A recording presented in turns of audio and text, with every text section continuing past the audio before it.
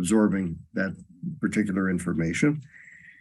The midterm will take place between 8:30 and 9:45, and that'll also be in the announcement. Okay, so those are my two announcements, and you will be receiving detailed information with respect to the pretest once that's been corrected, giving you instructions what to do, how to preserve your marks if you've already done it, and so on and so forth. Okay, so we are going to get down to business, and if you will just bear with me for a moment, I will share my screen and we'll get underway.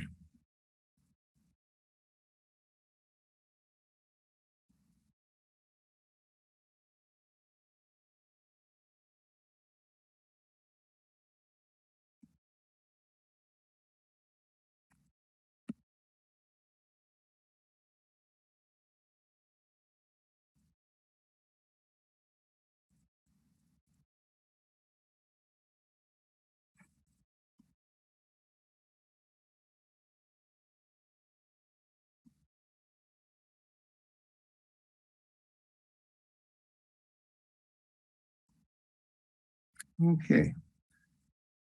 Stage number 4. This is a really important stage, and unfortunately, we're dealing with a topic that a lot of entrepreneurs tend to ignore or don't devote enough attention to. We're going to talk about accounting. For those of you that perhaps are studying accounting, are in an accounting major, or you may have studied accounting previously. Okay, I'm not going to answer questions about the midterm. That'll all become clear, but Gavin, I will give you the courtesy of a response. Yes, the midterm is online and it is open book. Okay, so accounting is sometimes referred to as the language of business. Unfortunately, accounting is sometimes viewed as being a procedural numbers game. To the extent that I'm going to look at the traditional accounting model today, I'm going to look at it from the perspective of what it tells us, how we use it. The accounting as we're going to look at it today is a very dynamic subject, and we're going to see the significance of that subject in just a moment. I'm going to look at some statistics with you momentarily that appear to be dated. The source is 2016. I'm not concerned with that for a number of reasons. First of all, as long as I've been in this discipline as an entrepreneur, as a business person, as an academic, what we're going to see now has sustained itself, has been typical for as long as I can remember, and continues to be so. Hopefully, sometime in the future, it will change, but this seems to represent the vulnerabilities of entrepreneurial initiatives. So let's see what I'm talking about. We have here a summary of common startup failures that relate to financial problems.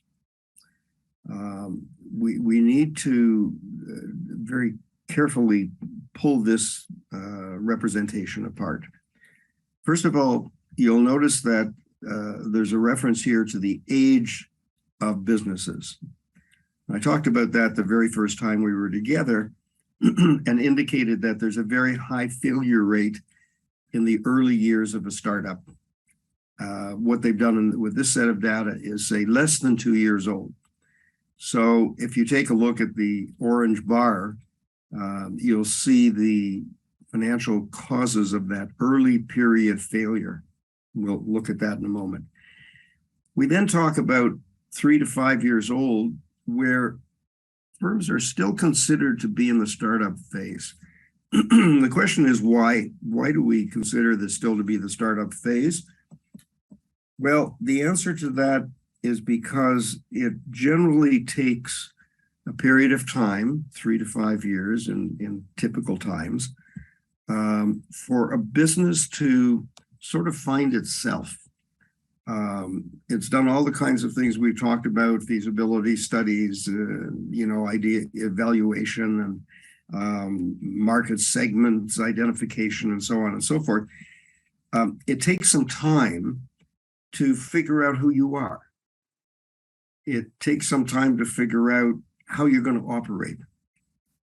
And so during that 3 to 5 year old period, a firm begins to develop its standard operating procedures, it develops its culture, it develops and crystallizes its values, its mission statement, all of those things, which means it has a higher possibility of survival. So if you get through your first 3 to 5 years, the chances are you're going to go on and continue to thrive. And then we get the mature small firm, more than 5 years old. Now, notice that this data addresses the small firm. I've already said to you that SMEs, or small and medium-sized enterprises, are a fuzzy line. We're not, I can't give you a specific point at which you stop being a small firm and start being a medium-sized firm. And it depends on a whole bunch of variations. But what's significant about talking about small firms is that large firms, or big, medium-sized enterprises, tend to have a kind of financial depth that small firms don't have. So what I'm saying is that for a small firm and a startup, obviously, financial issues tend to continue to be a challenge. And that's why it's so important that we need to look at these things.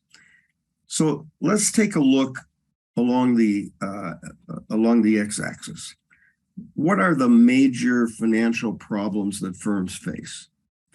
Well, credit availability, or securing funds for expansion. So that's double-edged. When you start up and you go to a lender or you go to an investor, no matter how good your idea is, one of the things they're going to say is, well, show me that your idea works.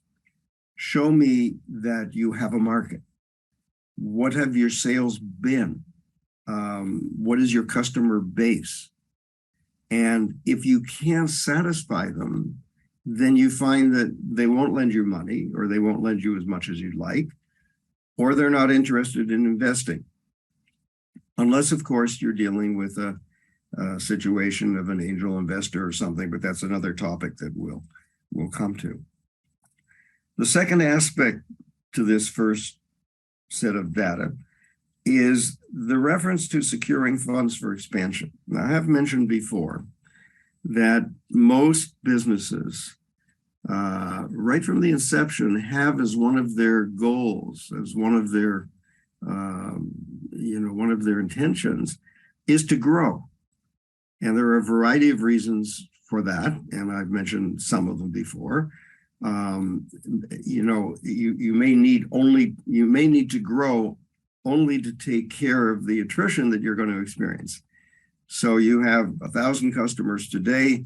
If you do nothing, if nothing changes, you are unlikely to still have 1,000 next year. The 1,000 may have shrunk for a variety of reasons to 800. So you need growth to recover the 200 that you will normally lose. They may just disappear from the environment. They may no longer exist. Their needs may have changed. So you need growth to restore what you're going to lose, and hopefully grow further, so that it's an ongoing goal. So if you can't fund the growth from sources of capital financing, what you're going to find is you're going to start using the funds that you have available operations to fund growth. And of course, that leaves you with a problem, and that will be a shortfall in operating capital. So that's a really significant area. And as you can see, that's one of the major areas, continues to be a major area right up until the 5-year mark. And then as you see, it begins to drop off as you become more mature. Okay. And it drops off because you've begun to create, to use an analogy, it's like your business has become a self-priming pump. Okay. So it's a pump. If you think of a self-priming pump as opposed to a non-self-priming pump, a non-self-priming pump means you have to keep pouring in lots and lots of water and fill the whole line until you get the suction you need. Self-priming pump, you don't have to put so much in because it's feeding on itself. Let's leave it at that. Okay.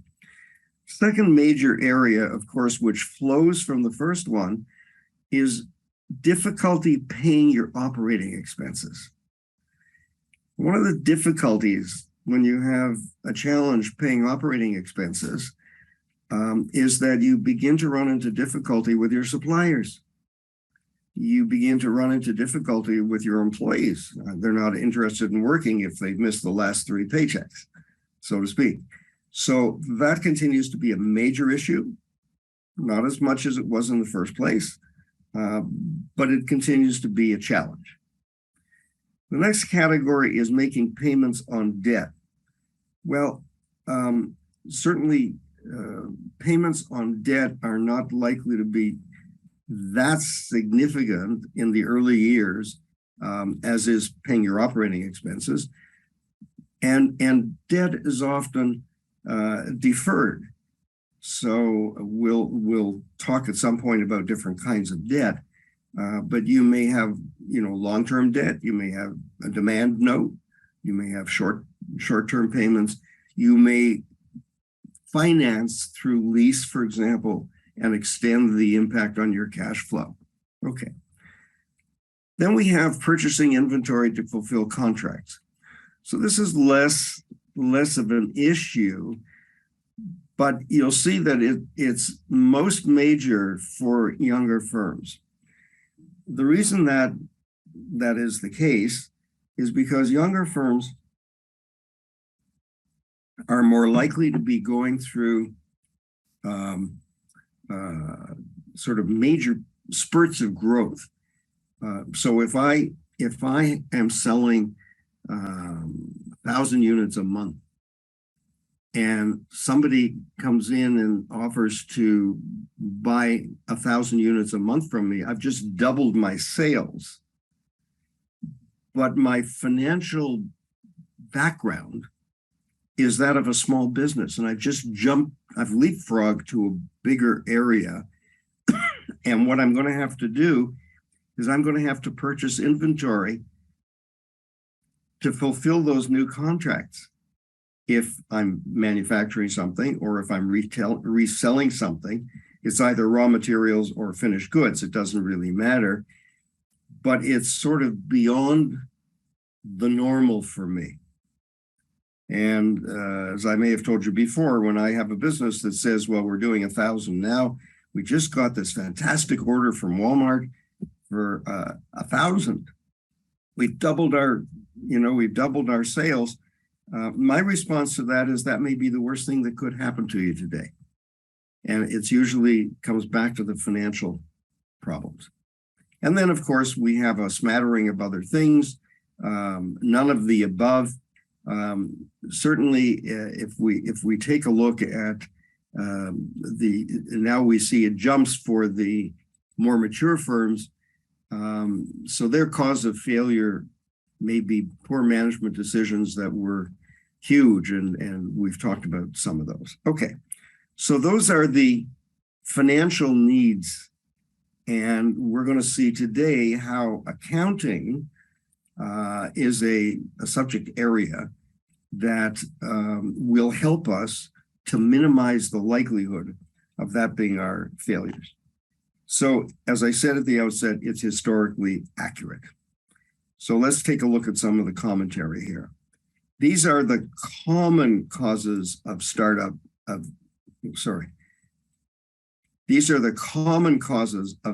failure. Okay. There are others, and as we go through our work this semester, we'll look at other common causes of startup failure. One of the causes that relates to the statistics in front of us here that also historically has been sort of at the forefront of business failures has been management having either inadequate knowledge of the financial aspects of their business, which we're going to talk about today, or, and this is more significant, or the entrepreneurs, the managers have failed to address the financial aspects as thoroughly and as early as possible. Some people just sort of resist it, they keep away from it. It's not really the exciting stuff that goes on, but it might be the basis on which you either survive or you don't. There's a term here, undercapitalization, for those of you that are not in an accounting or finance stream. We talk about capitalization as meaning the access or arrangement for funding of your business venture. And we'll look at that in a little bit today anyway. Inability to obtain financing is pretty significant. Usually the cause of inability to obtain financing, as I've suggested, is first of all poor planning. It always amazes me how some entrepreneurs in the initial stages of their business wake up one morning and say, "Oh, I need $10,000," whereas it was predictable. I mean, you started today and you knew that at some point in the next year, probably, you were going to have to acquire a major piece of equipment. And you know today you're going to need $10,000 then. So you should start looking into it now. How do you look into it? Well, the second reason for inability to obtain financing is that you haven't prepared a budget. So you haven't determined not only when you're going to need the funds, but you haven't really determined how those funds are going to be used in the business and what impact they're going to have on what you'll come to see is referred to as cash flow. We're going to talk about cash flow today. And the third common area of management weakness is that they really haven't prepared significant projections. That goes hand in hand with when you prepare your mission statement or you prepare your vision statement. What needs to go along with that is some hardcore number projections, which say what I mean by that is that our goal is to be to have a customer base of 1,500 customers. Okay, that's a projection, and your budgeting will flow from that, and your need for funding plan will flow from that as well. Okay. Then we have low revenues. And why is low revenues one of the issues? Well, typically speaking, because the potential market and the timing of access into that market typically is overestimated. This is one of the reasons why it's so very important to spend time researching your market and identifying what's a realistic expectation, because you should build your business that way. So that's another reason. And the next one is cash flow problems. So let me say this about cash flow problems. Very simply put, we're going to look at it in more detail, but very simply put, it means you don't have the cash available when you need it. And we'll see, excuse me, that you may need it to pay suppliers, you may need it to pay staff, you may need it to pay fixed expenses. We'll talk about that in due course. Here's the frustrating thing. A business may say, I don't have the money to pay you today, but enough people owe me that amount of money that I will have it in the future. Well, that's a hard excuse to give an employee to say, yes, you should be getting paid today $500, but I don't have it. And I'm going to have it because people owe me $5,000. Well, from the perspective of the other party, that employee, the stakeholder, or it could be a supplier to whom you're saying it, from their perspective, they have obligations. And they may not be prepared to live with your timing issues. So cash flow problems is really all about timing and anticipation and, of course, planning. We're going to talk about that today. Some startups discover that their financial problems began before they ever got started. And what I think that best refers to is the fact that before you actually opened the door, before you actually began your entrepreneurial initiative, you never addressed the financial impact or the financial implications. You signed a lease document and committed yourself to rent before you developed a budget, figuring out where's that money going to come from? Not this month, not next month, but where's it going to come from in 10 months?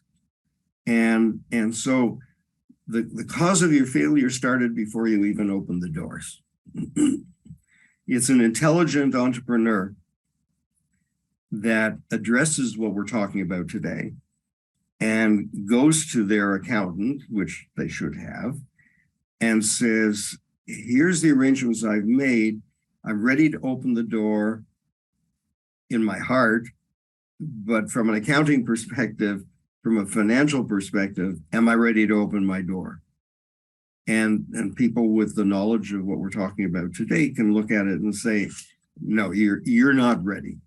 You need to have capital financing of at least X dollars before you open that door. So that's a problem.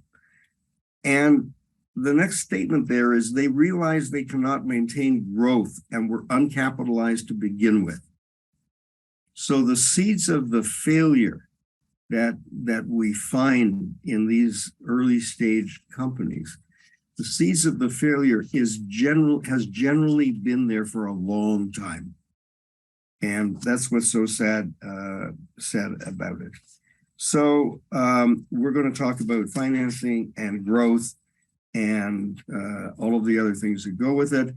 If you're an entrepreneur looking to have an entrepreneurial initiative at some point in the future, before you open your door, come back and take a look at these common causes of startup failure and see whether or not you've anticipated them and addressed them appropriately. So startup is the startup financial issues are on the head of the entrepreneur. What I mean by that is after your business gets going, you may have a general manager, you may have a financial manager, you may have an accountant, you may have all kinds of people with financial responsibilities. At which point, to some extent, it becomes their function to address these issues. But with respect to the startup and the startup phase, that's on the head of the entrepreneur. And that is very clear. So our startup financial requirements really break into a number of areas. One-time expenditures, capital expenditures. These are your startup aspects, like what furniture and equipment do you need? What inventory supplies do you need? These are the sort of the fixed assets, the hard items that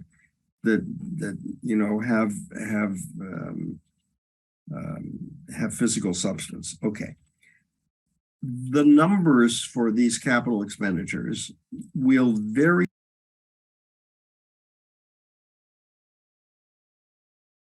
So if you've done a Porter's force field analysis of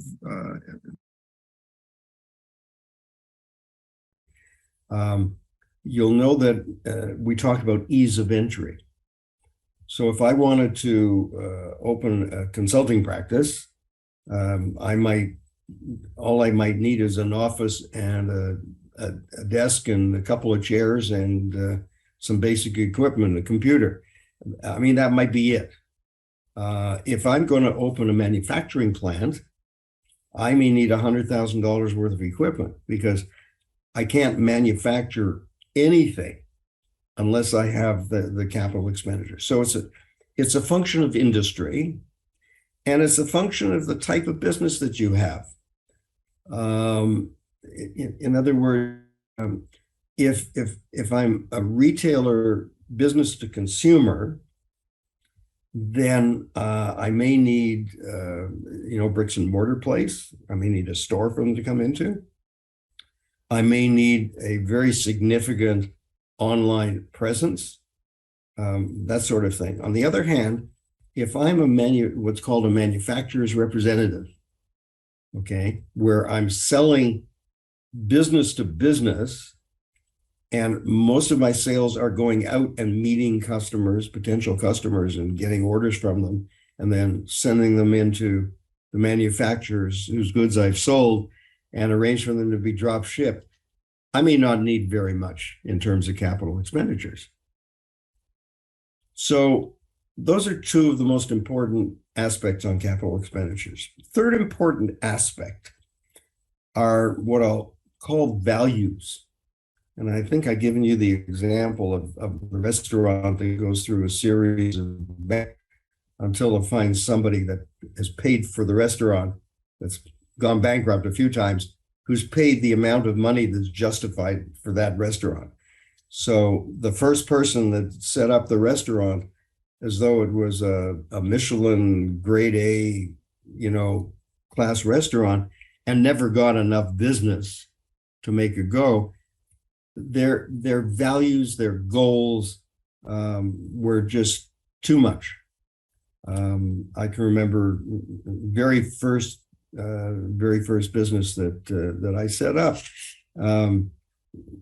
The office furniture was bought from Salvation Army. Everything was used and so on and so forth, because that was what was appropriate at that stage of development of the business. Okay. Then we have soft costs. Soft costs are things that people sometimes underestimate or forget about because they don't give you anything hard. Okay. Utility deposit to hydro or any of the utilities that you might use in your business is just money out the door. You didn't really get anything for it, except you're going to get electricity, but it could be significant. Pre-opening advertising, before you actually open the door, you may do all kinds of advertising. We're coming, we're going to open. A common sign you'll see is grand opening. All kinds of advertising, but they haven't yet opened. So those are soft costs. And other prepaid expenses. You may buy an insurance policy because going to need insurance the day you start. But they may not have financing. You may have to pay it all up front. So it depends. Second category that we have here are operating expenses, and I've alluded to them before. The text makes the interesting comment here: sufficient to cover 2 to 3 months operations before revenue begins to flow. Actually, they say before revenue begins to flow, and that's correct.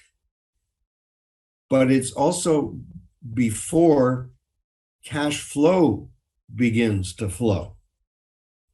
So I could open my business in the first month and I could sell $10,000 worth of items and give everybody 30 days in which to pay. So now I've had to fund my operation for 30 days and I earned enough money to cover it, but I don't have the cash yet. So that's important. So then we are faced with the question of what does it cost to start up? Now, some of you may have been in another course with me where we talked about a food truck.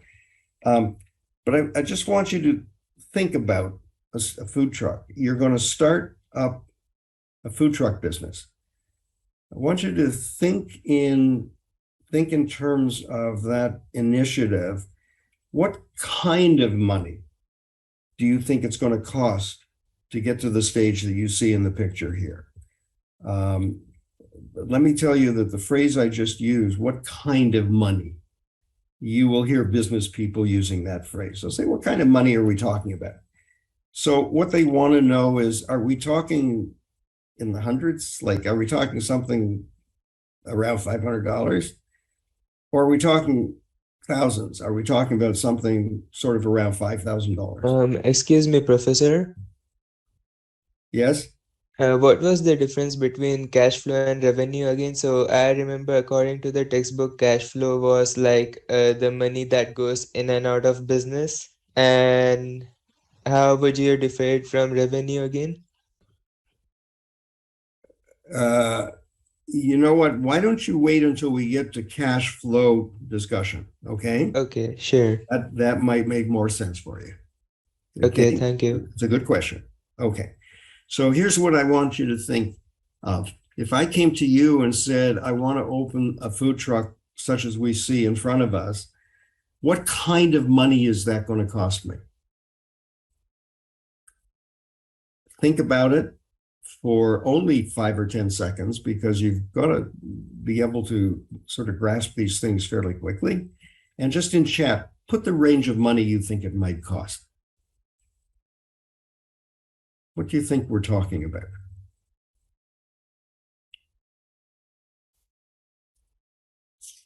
Give me a range. You're going to have people asking you these questions, okay? Thank you, Habib.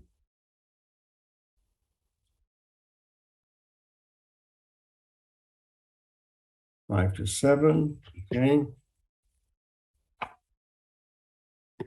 Oh, at Avon, tens of thousands, 20,000, Elias, 15 to 30. Okay. Anybody with anything much different? A lot of people settling in around 10. Okay, Farhan, 20 to 30. Well, Varun, you raise an interesting question. Depends if inventory is needed or just a startup place. Well, you see, you can't really start up without inventory. So that's a good question. Okay, Dean's 40. Okay, anybody a lot higher than what we're seeing? We got the low end of the scale. Oh, Elias here at 70,000. Elias, can you tell us very quickly, what do you think bumped you up to 70 compared to some of your fellow students? Do you have any suspicion?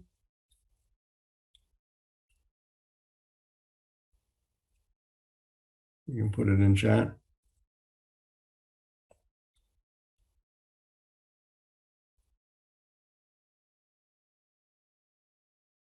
Cost per machinery. Okay, let's look at that picture. Well, I guess the food truck itself is a piece of machinery. And for making some of those items, looks like there's a toaster oven or a microwave there. Okay. Okay, good. Any other thoughts? Let's take a look. So what I want to tell you as entrepreneurs is that what we're looking at here, how to start a food truck business, a cost breakdown. You will find this kind of information online somewhere for almost any industry. You can either find it just by searching for it, or if there's a trade association, that's where you might find it. But this is the kind of research that you need to do. So let's just take a look at it. Okay, the actual truck, 15,000 to 150. And we can think that what will impact on that is your value decision. Do I buy a new truck or do I buy a used truck? What size truck do I buy? And so on and so forth. Okay, so we've got used trucks, 50,000 at the lower end, new 50 to 75 to 150. Or am I going to buy a trailer instead of a truck? We see a lot of hot dog trailers, for instance, outside Canadian Tire. Renting a food truck per month, so you could ask yourself, is it possible that I could rent somebody's food truck in the same way that I could rent the use of a taxi from somebody that holds a license for taxi? Okay, don't skip the business plan.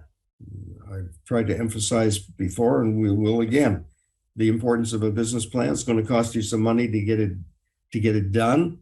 If you're going to get some advice with respect to the contents. Permits, licenses, parking, and insurance. So just think about it. If you go to an area where there's a food truck, if you're familiar with Toronto's downtown harborfront area, for example, where you walk along Lakeshore Boulevard and you see food trucks. Well, as entrepreneurs now, I would hope you would start asking questions. Like, I wonder how come these trucks are parked here? Do they need a license? Are they paying somebody for the parking spot? Do they need a permit from the city? What kind of insurance do they need for being in this business at this place? And that's going to cost you money.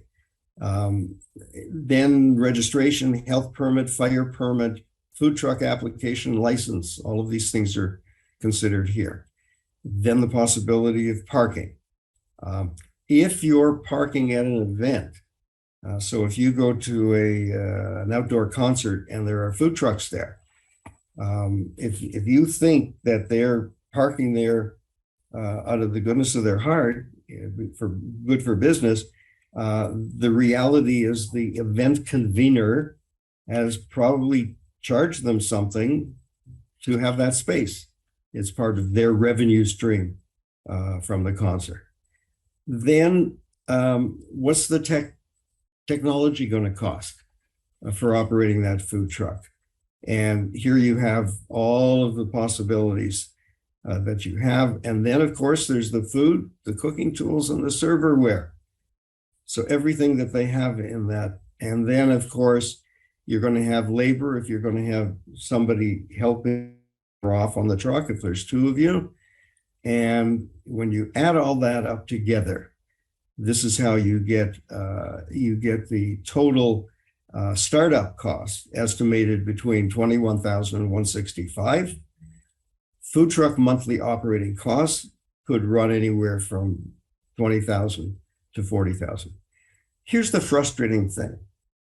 The frustrating thing is when somebody sets up as their vision a food truck operation where it's going to cost $165,000.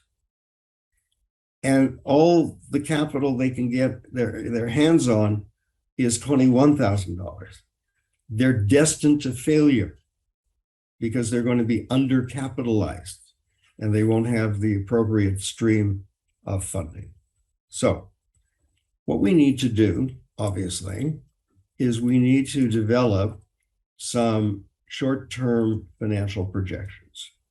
So I'm going to introduce you to the concept of pro forma. Those of you studying finance or accounting are probably already familiar with it. Pro forma means that the numbers that you are working with or the numbers that you're developing are based on financial assumptions or projections, okay? such as, and then we'll go into that in a moment in a little more detail.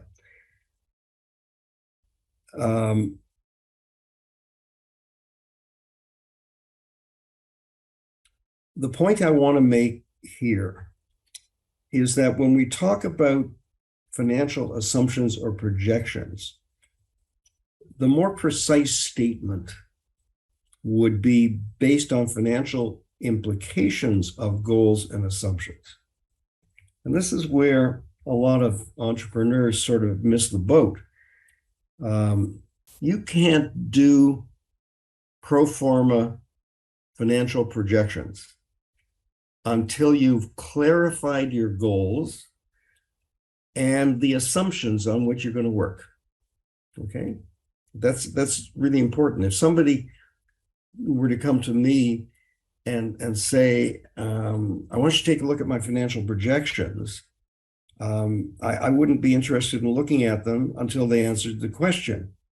Okay, these projections are intended to reflect what's your set of goals and what are your assumptions about availability of funding, about your business. Like, tell a pro forma set of financial projections only makes sense or not in the context of the business plan, of your goal, of your mission, of your vision, whatever it is.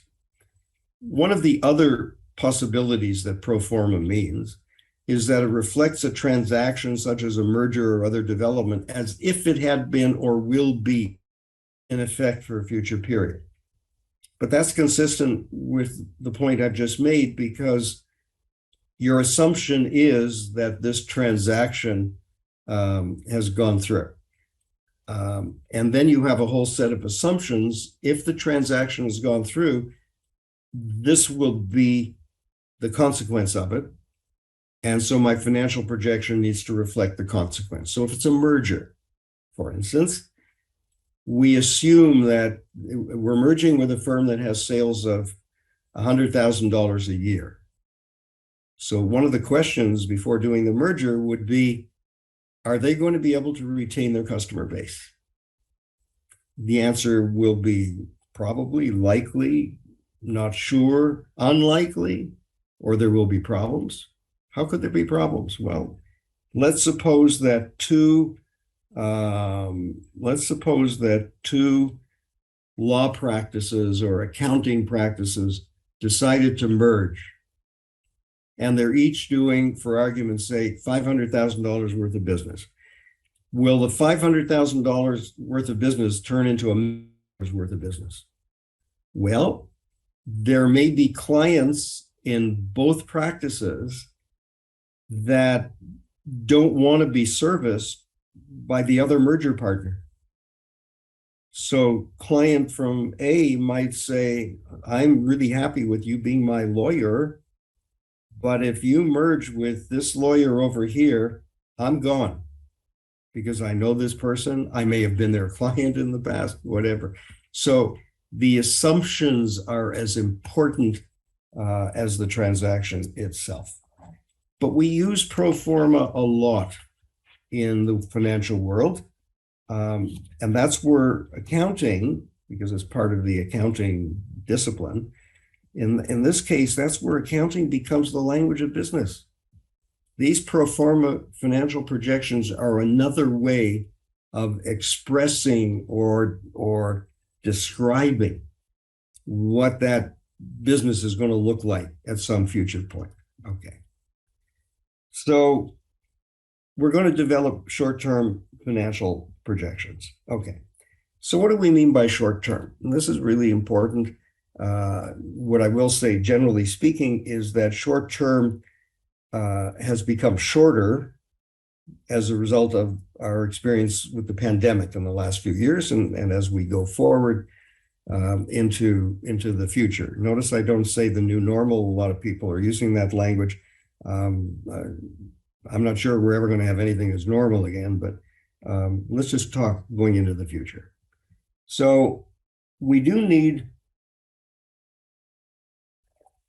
we do need to have some discrete of time in order to do a short-term financial projection. It has to be for a number of months, a number of years, whatever. I'm going to suggest that a way to look at short-term is that short-term is at least one business cycle. Okay, now what do I mean by business cycle? This is really industry specific. If I am operating a construction company and we build high-rise apartment buildings, and we take on one project at a time, then very possibly the building of the next high-rise apartment building would be my next business cycle, okay? From groundbreaking until we deliver the keys to the property manager, okay? So we need to know what period of time. And short-term is really important because every time there's a change in the environment, there's a significant impact on our financial projections. And that's why the business cycle is important. And you could even say, well, it might be every time there's a significant change. That would be relevant for a business that's profoundly impacted by, by a shutdown or opening up of public spaces. And so as long as we're open, here's our short-term financial projection.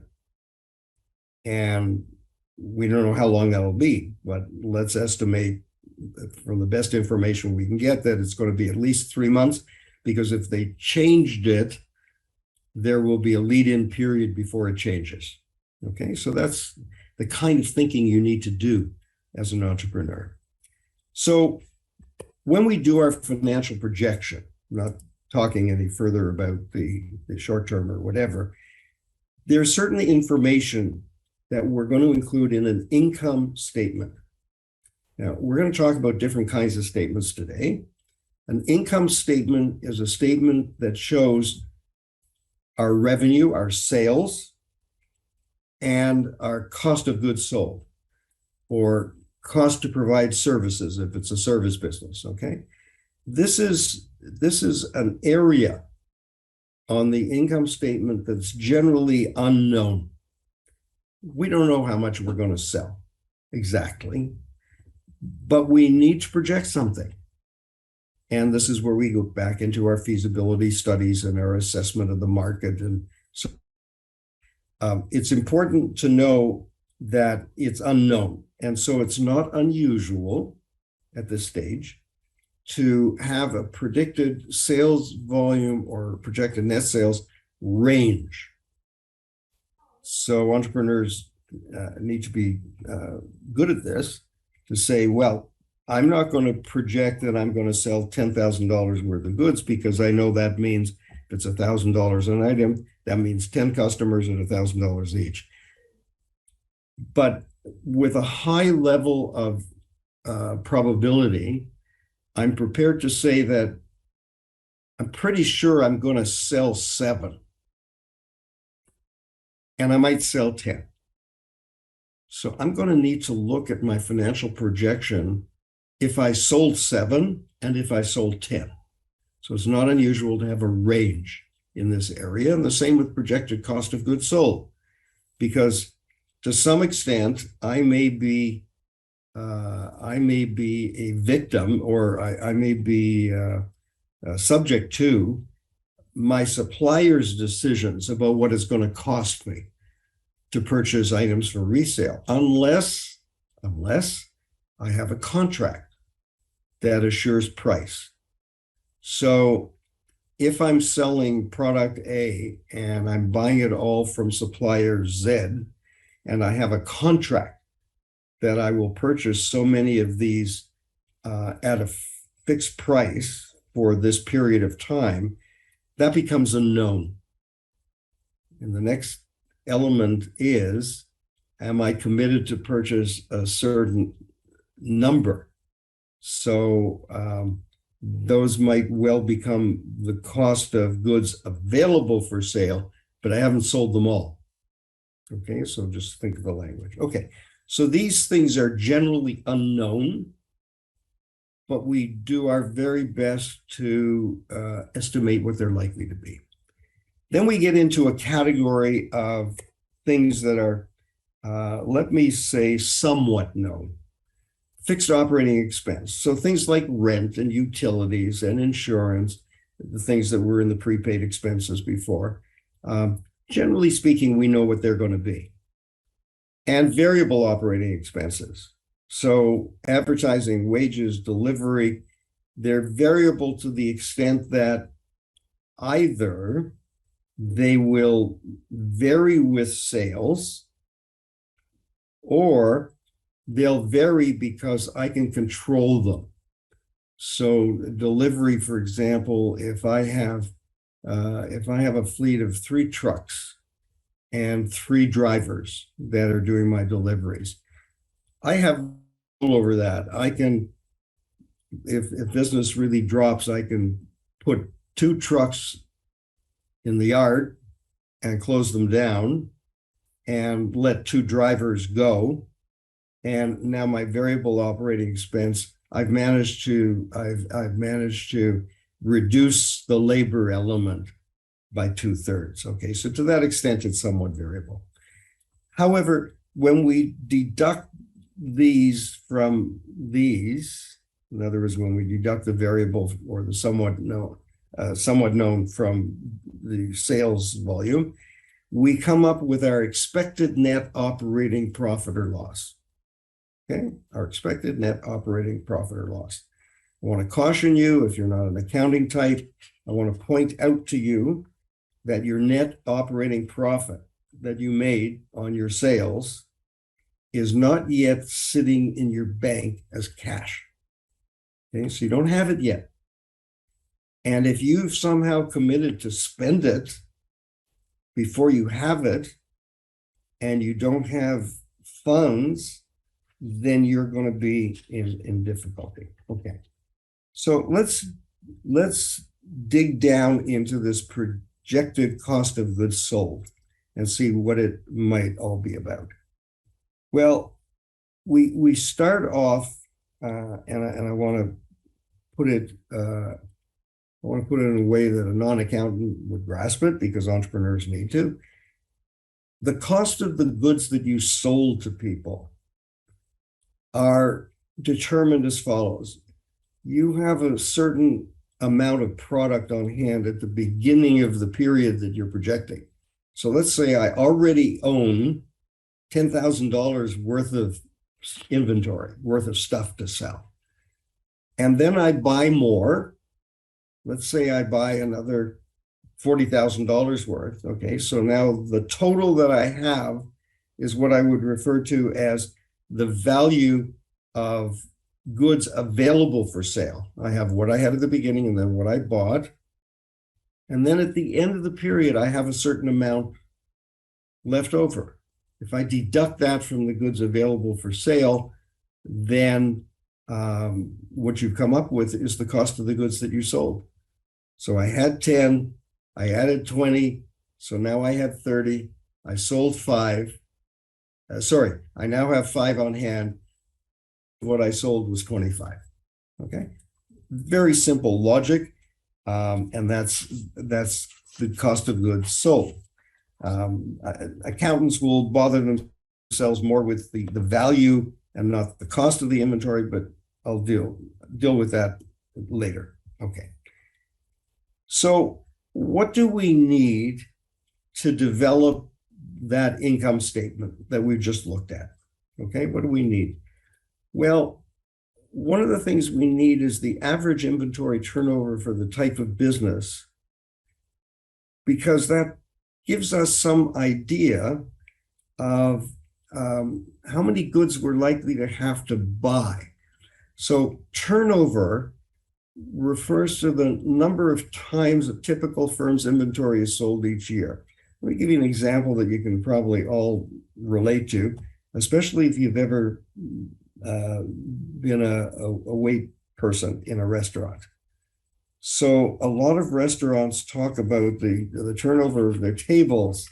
They talk about how many parties can we seat at table number 3 in the course of an evening.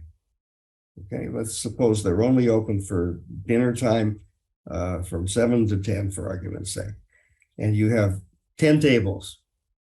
So the kind of turnover that you're concerned with is how many parties can we seat at that table during the course of the evening. So if the table holds 4 people and we figure we can get 3 parties in and out, then it's going to turn over 3 times. So 3 times 4 is we're going to serve 12 dinners at that table during the course of an evening. So now when we do our financial projections, we're going to have to incur the cost of having the labor and the food available for that evening. And now we have an idea of what it might be like. Now, turnover will be different for different industries and different kinds of businesses and different locations. So you need to turn your mind to this. And different kinds of industries have different turnover rates. The average gross margin is the difference between the net sales and cost of goods sold, expressed as a percentage. So remember I said we're going to sell $10,000 worth, and it cost us $8,000 for what we sold. Okay, so we had a gross profit, it's called. We had a gross profit because we haven't deducted other expenses yet, so it's not net. So that gross profit as a percentage of sales is the gross margin. And that percentage will be different for businesses, but you need to research what it's likely to be in a given industry so that your projections are realistic. You can also use it as a management tool. If I'm in an industry where the average gross profit rate is 20%, and I'm only earning 15%, then I say to myself, how am I operating differently from those that earn 20%? Well, maybe my prices are too low.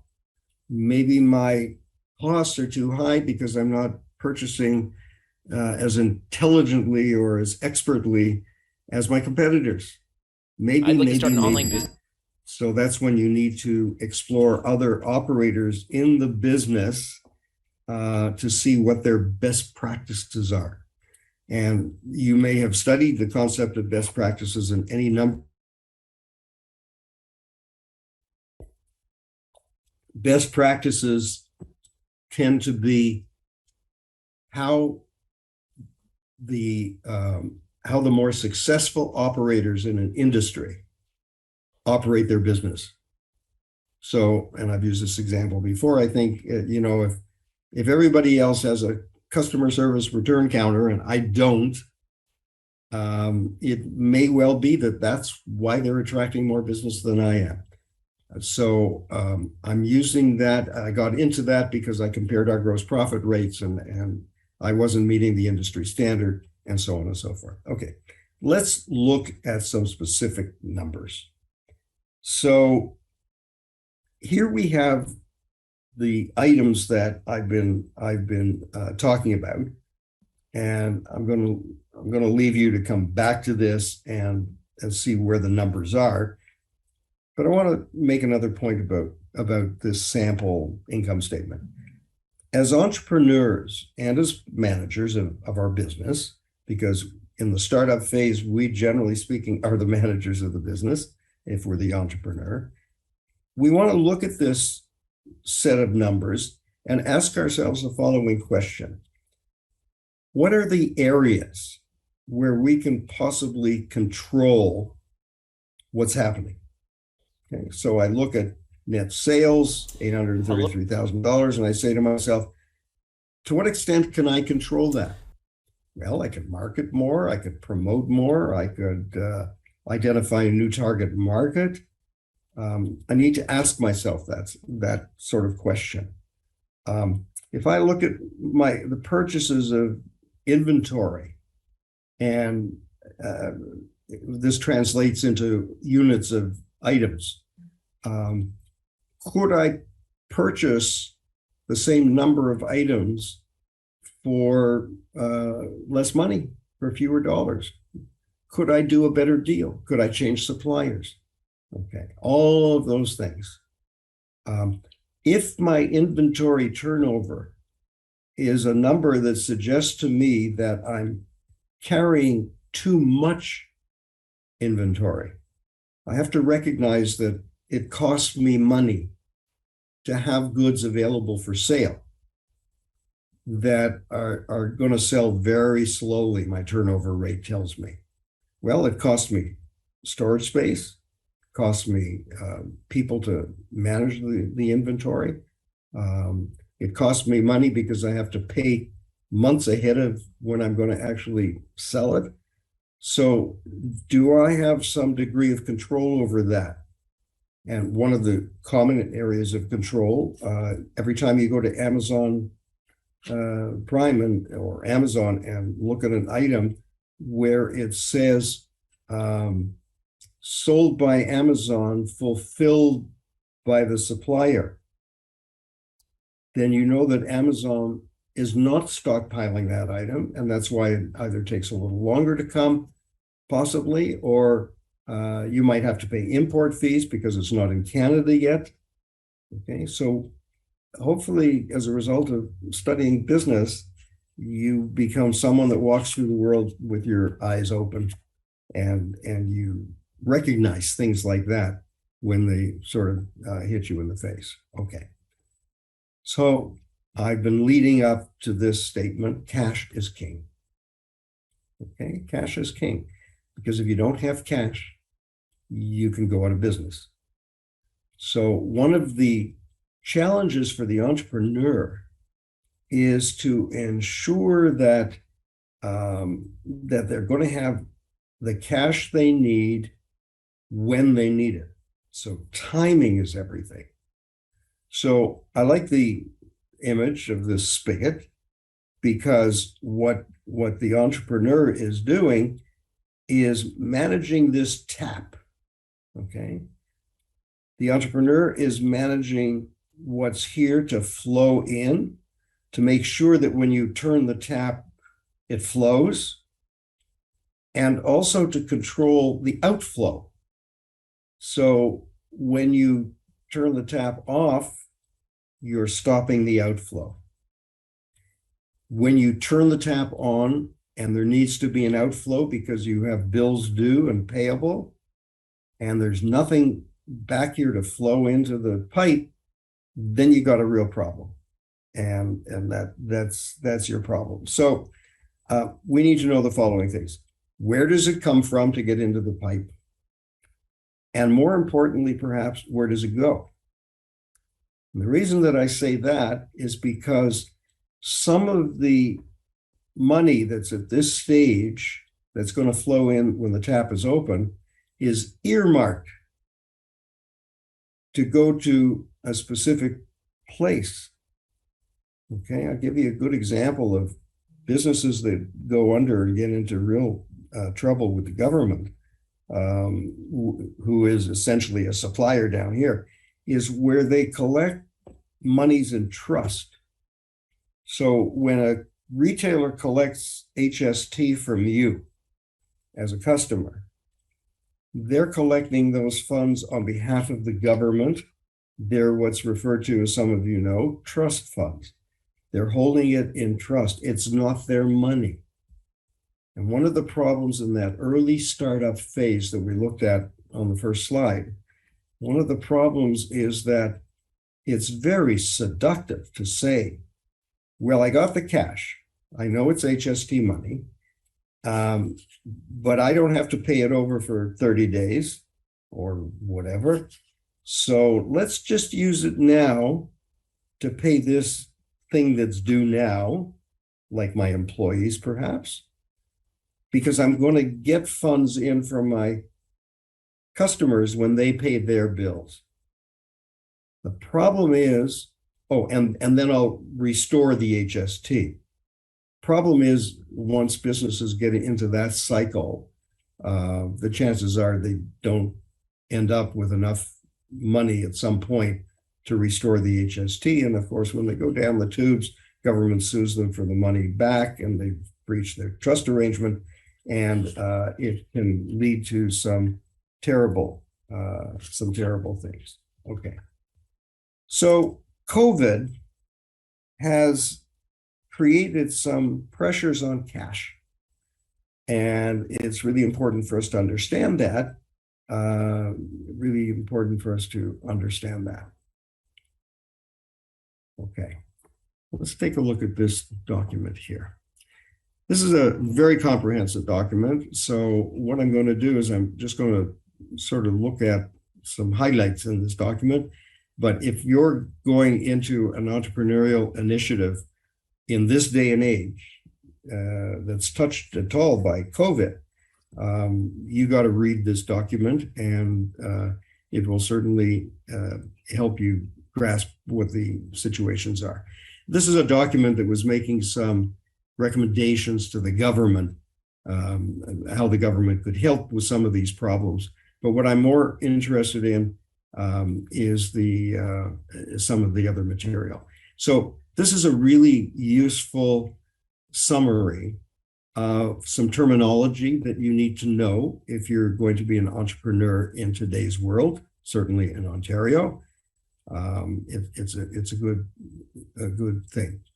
So see here that they've defined a small business as firms with fewer than 100 employees.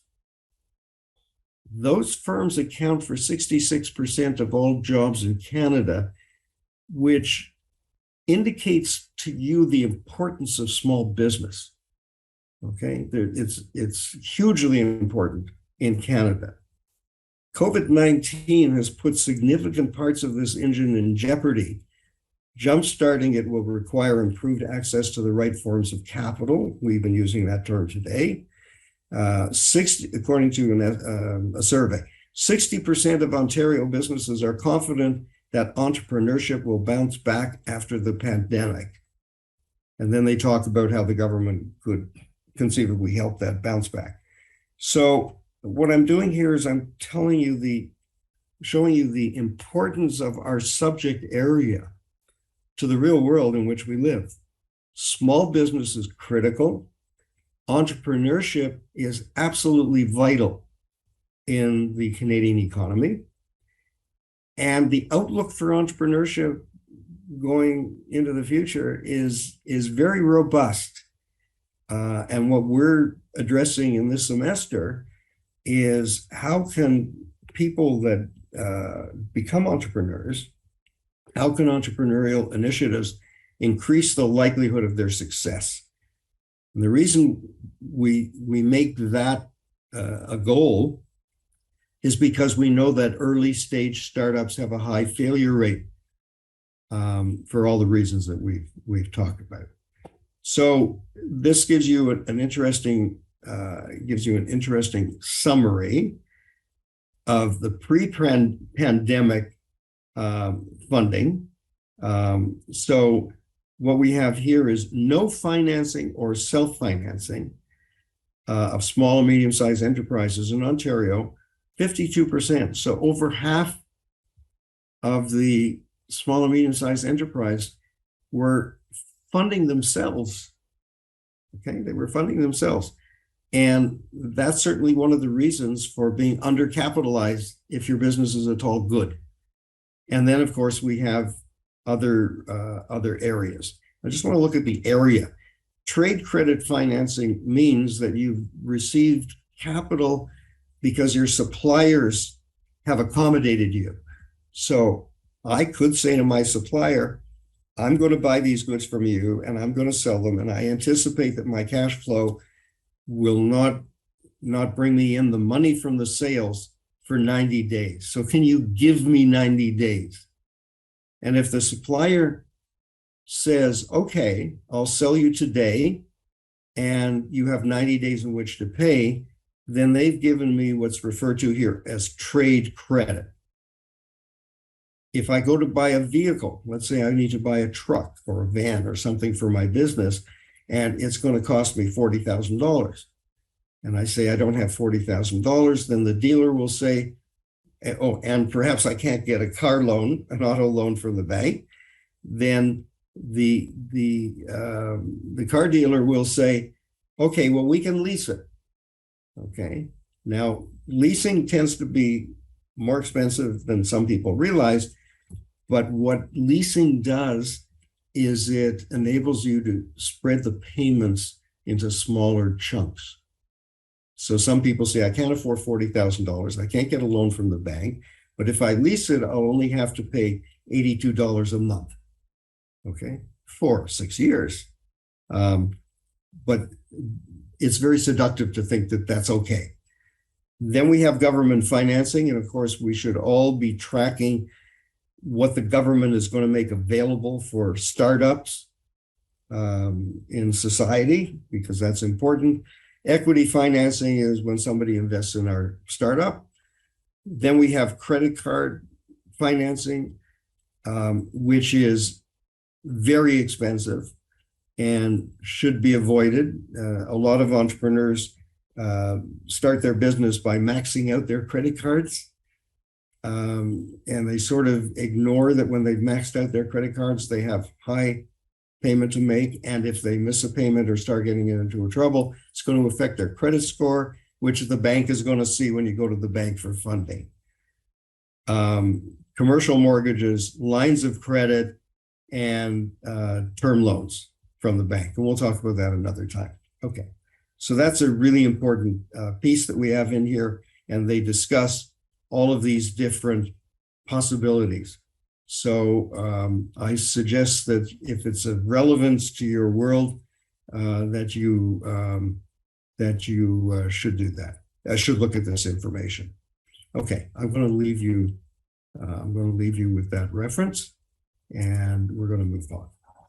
So we want to develop short-term financial projections, and we're now shifting our focus. I want to make it very clear that what we were talking about before with the projected income statement and so on and so forth was a projection of what sort of money we're going to make. It's a projection of how profitable are we going to be. What we're doing now is we're projecting our cash flow. Now, the cash flow will flow from those income projections, but it's taking us to the point of that spigot that we saw in the picture, that tap, of telling us what's actually going to be available when we turn the tap on and when. So we're shifting our focus. I want to make that point very, very strongly. So the cash flow is generally done for a period of time. So it isn't on such and such a date, here's our cash flow. Your cash flow tends to be cumulative. It evolves depending on circumstances and what happens. Cash flow is the lifeblood of any business, and that's why I say cash is king, and there's no question about that. I just want to look at the last one here. Expenses that have been incurred but not yet paid, and income that has been earned but not yet received are not included in the cash flow statement. So let's just think about that, especially if you're a non-accountant. An expense incurred but not yet paid. So if you leased a truck and it's $82 a month payment, you've incurred that obligation of paying $82 every month. That's, that's part of your, but you haven't paid it yet. Okay. And income earned but not yet received. okay, isn't included in your cash flow statement. So I didn't yet use my cash to make next month's payment because it's not due yet. And the same thing with respect to monies that I'm receiving from customers. So we developed these cash flows in 3 sections, because when I talk about cash, cash is going to have different natures, different characteristics, different sources. And the 3 sections that typically define the nature of cash is it either comes from operating activities. By operating activities, I mean what we sell and collect for, that's operating, okay? Operating expenses like rent and supplies and payroll and things like that, those are operating activities. Investment activities are if I have cash and I purchase a term deposit, for example, and I'm going to get cash flow from that. Let's say I'm going to get regular interest payments. These are investment activities, got nothing to do with operating my business. Interestingly, for those of you taking family business with me this semester, family businesses will tend to have more investment activities than your non-family business, especially if they've survived enough generations to be developing a lot of wealth. And financing activities. Well, when you borrow money and you pay and you have to pay interest and maybe and principal from time to time, that's a financing activity. When they give me my loan, they give me $100,000, that's an inflow from a financing activity. And as I pay it back, that's an outflow from financing activity. So let's look at what one of these things look like, and then we'll take a break. So cash flow from operating activities, these are the things I've been talking about that should sound familiar to you, are cash received from customers. And again, notice, non-accountants, it's cash received from customers, not sales to customers, because we didn't get any cash yet, okay? Just think of businesses that you go to that have a point of sale machine, and they have a sign that says cash or debit only. Why would they say cash or debit only but not take a credit card? And that's because the debit only and the cash essentially is cash received now. Credit is I have to wait until the credit sale flows into my bank account. And there may be enough of a time difference to some businesses that's important for them. So that's one of those things. What control does management have over some of these activities? I've given you some examples of cash paid to suppliers and how you can control that. Cash paid to employees, you can't really control that. You can't really go to your employees and say, I know you're on a weekly pay basis, but listen, let's extend that to 2 weeks for this month because my cash flow is not working well. That's really problematic. Okay.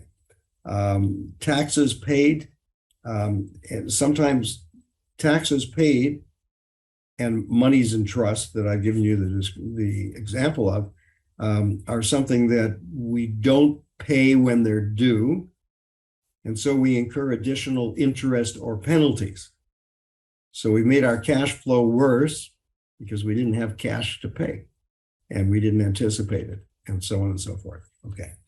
The next thing that we had was the cash flow from investments. And here's what this looks like. The cash you get from the bank or wherever you borrow your money from. If you sold stock, then you get cash in. Maybe owners like the entrepreneur invests more money in the business, but then you have to repay these things. Maybe you have to pay dividends. the owners take out drawings, it's called, or if they're not on payroll in a corporation. But this is your short-term financial projections. Okay, and then we develop a full statement of cash flows. And in the end, this is where we get to the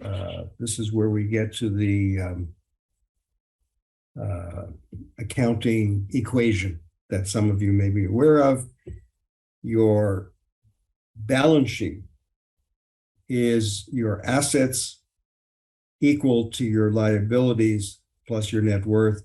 And I'm going to start with this equation when we come back from our break.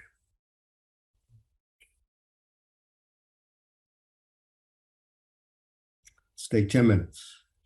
The following note about pro forma projections and about the financial welfare of your entrepreneurial initiative. And that's the following. You could write this statement down. So much of what's going to matter to the continued existence of our venture is predictable. Okay? So much is predictable. You could also say to yourself, much of what is predictable is also controllable. Okay, so predictability and controllability and the ability of the financial aspects of our business venture are sort of the magic mix of what's going to enable us to be successful. And as I said at the outset, we often refer to accounting as the language of business. I also want to say, and I'm not going to drill down into it, that this particular equation that we're looking at, assets equals liability plus net worth, is the foundation, it's the foundation for the debit and credit model of double entry bookkeeping that accountants use. And even where you have a computerized bookkeeping accounting system, it's founded on this foundation. It's built on this foundation of assets equals liabilities plus net worth. And I'm not going to go into that with you because it's not entirely necessary that you know how to keep books as an accountant, as an accountant would, or as a bookkeeper would. But it's important as an entrepreneur that you understand the significance of the output that you get. So one of the things we get is a pro forma balance sheet, and a balance sheet is a statement of what you own and what you owe as a business at a point in time. So just get this distinction clear in your head that your income statement and your cash flows are over a period of time. A balance sheet is a snapshot at a point in time. What do we own and what do we owe and what are we worth at this particular moment in time? And when I say worth, I'm not talking about the value of the business. I'm talking about the interest of the owners in the business. And that's really your equity. So these slides, which I'll leave with you to study from the text, because they're pretty straightforward, are really walking us through the various financial statements, and you can deal with that. I'm more interested today in our ability to analyze these pro forma statements. So remember that pro forma statements are statements that don't necessarily reflect a reality. They reflect what we think the reality is going to be under a set of assumptions, under a set of possibilities. of what might occur, not unlike, as some of you may study in management, pure management.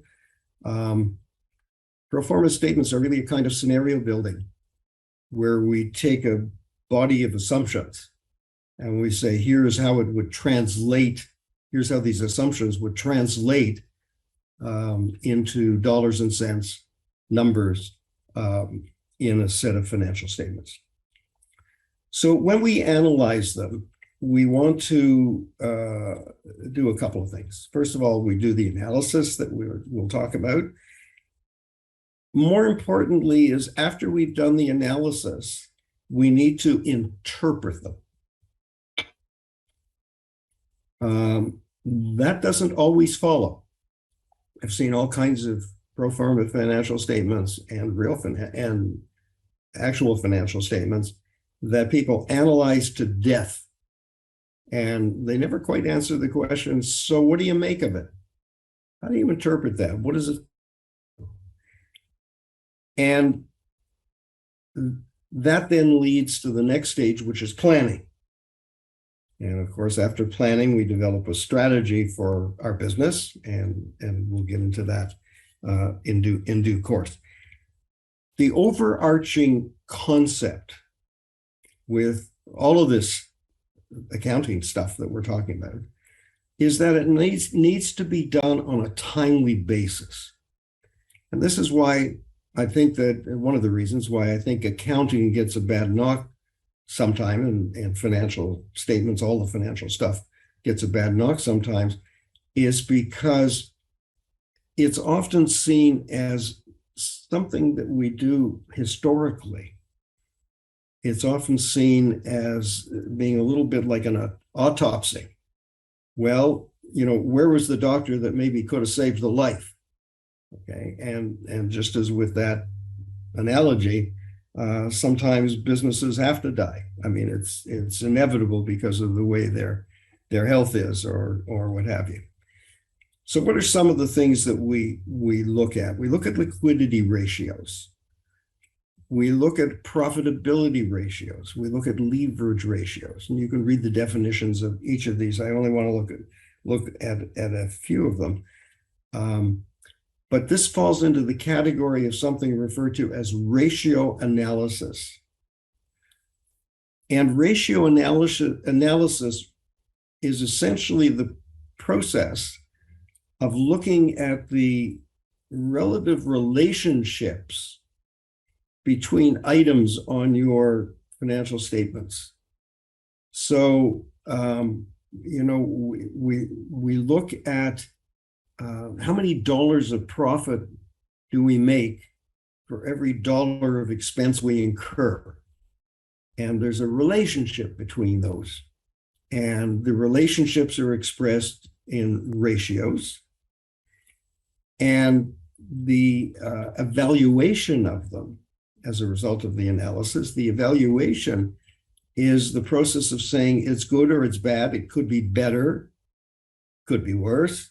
It's acceptable, it's not acceptable, and we get into fields that you studied in other disciplines, such as management by objectives. So our objective was to have a ratio of 2 to 1. We don't have a ratio of 2 to 1. So we're not happy with what it is, and we need to plan a strategy to improve the ratio. So that's what analysis and ratio analysis is all about. You can't do meaningful analysis of your pro forma statements or of your actual statements unless, coming back to something I said at the very beginning today, unless you're aware of the underlying assumptions.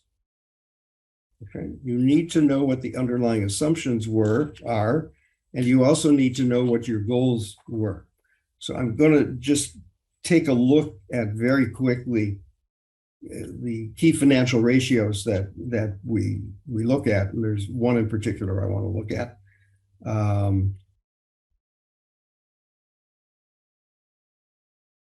There are others. I want to point out a few things to you. First of all, I want to point out that there are categories of ratios, and we see 3 here.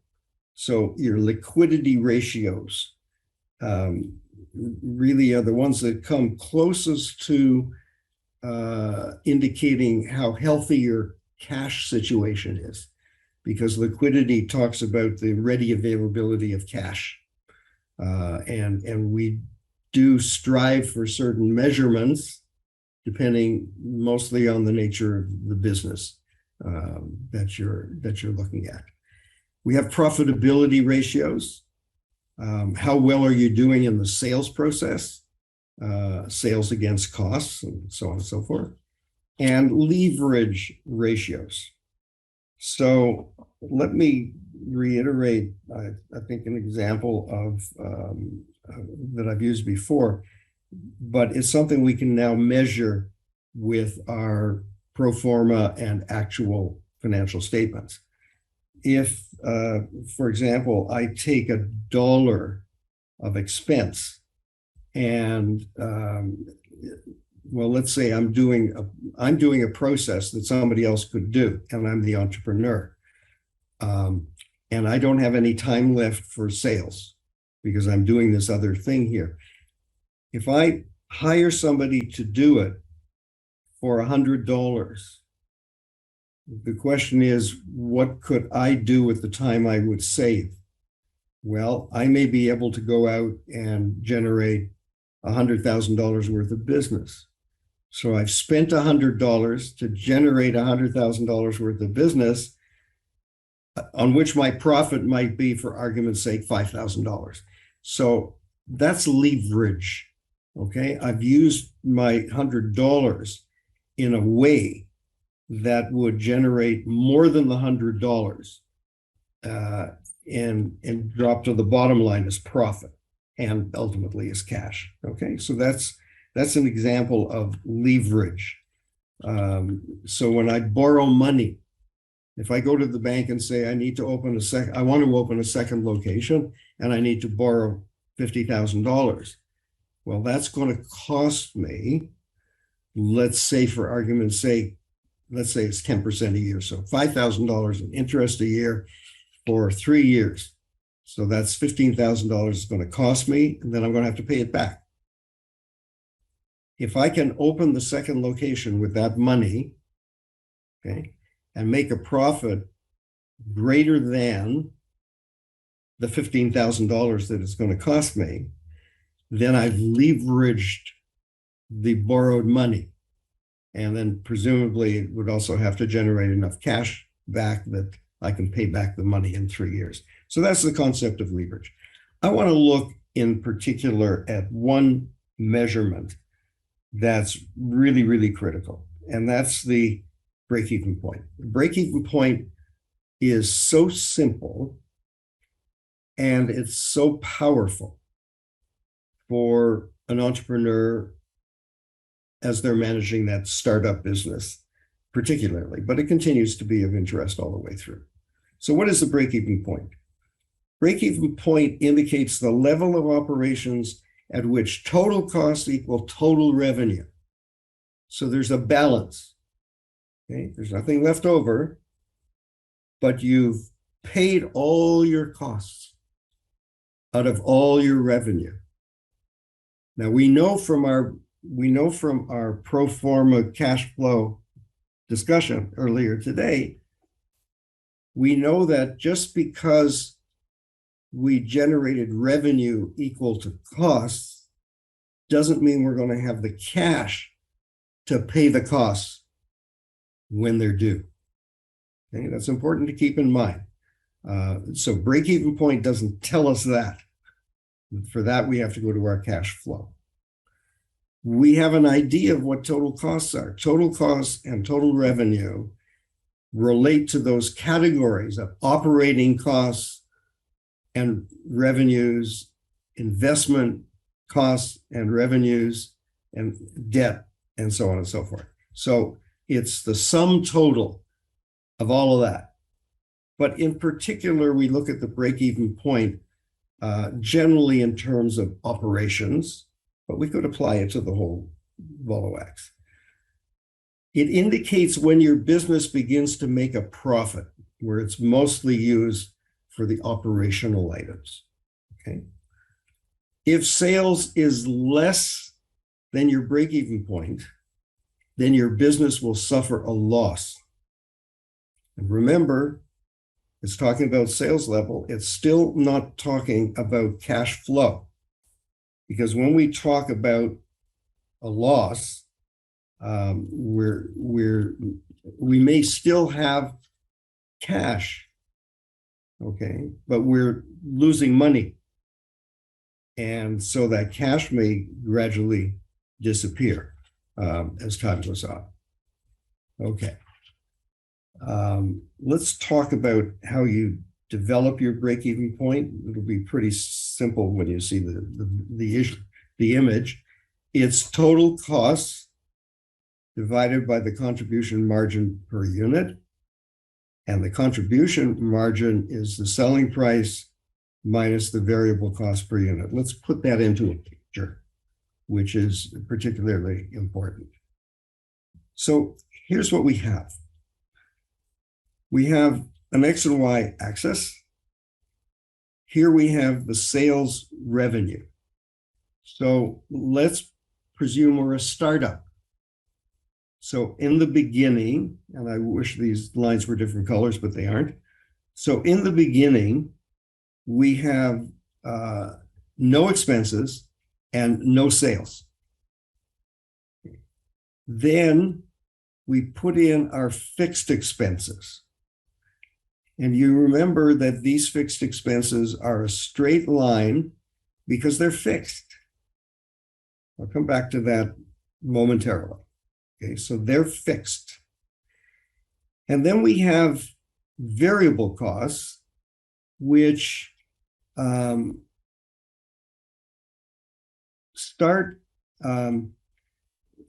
starting them at our fixed expense level, and they're variable in the sense that these are total costs. These are your variable expenses on your sales. And at this point, where we have no sales and no variable expenses, we still have costs because they're fixed. As we move along the scale of revenue, sales, we have our total costs, which are our variable costs plus our fixed expenses. So you see, we've transferred this up to here, and we have covered our fixed expenses. We still haven't covered our total variable costs, which are here. At this point, our variable costs and our fixed costs are covered. So what I want to point out to you is that there are two areas on this graph that are important to us as entrepreneurs. The first area that's important as an entrepreneur is this space up here. It's called a profit area.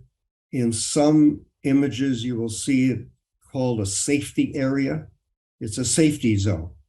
In other words, if your sales are above, let's say, $780,000, if you translate that into units, it means if you sold that many units and generated that much revenue, you will pay your fixed expenses and you'll pay your variable expenses. And so you're not making profit and you're not creating a loss. And anything above that generates profit. Doesn't get rid of the variable expenses or the fixed expenses, but it's safe. This area down here is a loss area, if you will, to the extent that your revenue is less than your total costs. Okay, so what do we do with all this? We need as an entrepreneur to use this information to control our decision-making and reflect it in our pro forma statements, pro forma balance sheet, pro forma income statement, pro forma cash flow statement, because we're working with all of those, as you recall from the material. So I can do a few things. I can reduce my fixed expenses. And the important reason for doing all the pro formas is you probably only get to reduce your fixed expenses before you start in a startup. Because the day you open business and you have no sales and no variable expenses, you start with your fixed expenses. So what we can see is that if we can lower the fixed expenses, our break-even point will be lower on the scale. We'll hit break-even sooner in terms of sales. And that's important information that we should know as entrepreneurs. We've talked about the need for the business to continue and to grow. So I want to alert you to the following problem. Fixed expenses are expenses that you commit to and they are fixed, but they give you whatever they're for. If it's rent or insurance or whatever, it gives you that value or that functionality for the foreseeable future. However, as you grow, your fixed expenses may need to increase. They don't increase like variable expenses. In other words, they don't increase along a line like this. They tend to increase as a step. So they go up, and then you have a new level of fixed expenses. And the reason they go up in a step is because they reflect transactions such as, I'm renting premises now for $500 a month. And I have been for a while, and now I've maxed out my capacity at this location. So the people next door to my location have just vacated the premises, and the landlord comes in and says, do you want that space? And I say yes, because we need to expand our operation. So the landlord says, okay, your rent for the new space will be $800 a month. So my fixed expense for rent has just increased by a step of $800. So my fixed expense for overall has now gone up by $800, and now it's level from this point on. And it will be good for an additional stage of development. The new level might be good for another $200,000 worth of revenue. So an entrepreneur shouldn't sort of live with the results of a break-even point taken under one set of assumptions, but needs to anticipate when will the underlying assumptions of this break-even point graph or chart change. And that's where you get your control from. And it's a very, very powerful tool. So let me take you to a discussion of break-even point. And we need to appreciate its importance. So I've referred before to this Business Development Corporations, BDCCA. And as I've said before, it's a very, very valuable resource that we have here in Canada. You should be aware of it. I just want to increase this for you. Okay. So very simply put, as you know, break-even point means your total cost equal your total revenue. Okay. I want to take a look at this section, not how to calculate it. You can look at that yourself, but I'm more interested today with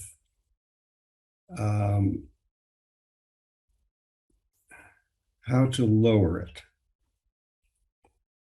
Okay, how to lower your break-even point. So this is really answering the question of what control or what power does the break-even point give to the entrepreneur to lower it, especially at a startup stage. And the reason you might want to lower your break-even point is so you hit that safety zone sooner in sales. Okay. So there are various ways. Let's read what this article, this piece tells us about. One way is to simply reduce your indirect costs. You can also aim for higher volumes through increasing your market penetration of gaining new customers. Third option might be to find flexibility in your selling price. If you can increase your price with the same volume, that will increase your revenue and your gross margin. We've talked about all these things now. However, it's easier said than done. The competitive landscape will not allow you to have that flexibility on selling price. At the end of the day, it may be a mix of all of these elements. So I want to focus on this concept or comment about a mix of these elements. If you're going to really understand the entrepreneurial challenge, especially at a start-up phase, you're going to have to be able to multitask at a very high level. In other words, you can't just focus on one thing and say, well, we're going to increase our sales prices. Well, if you increase your sales prices, you're going to be playing around with a competitive factor. And so you have to deal with the question of how do we increase our prices and maintain our position in the market, which may come from your revisiting your unique value proposition. You might,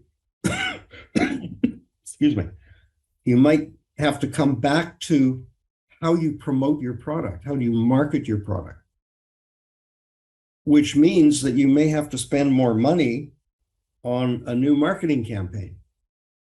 So it all is interwoven. It isn't a single step solution to the challenge of how do I lower my break-even point. Okay.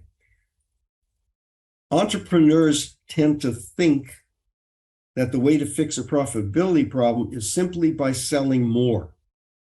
But if your business generates low gross margins, you quickly realize it'll take a lot of sales to have the same impact as reducing indirect costs by a small amount. So let's not focus on the fact that these quotes are focused on indirect costs. The question is, how can you reduce your costs?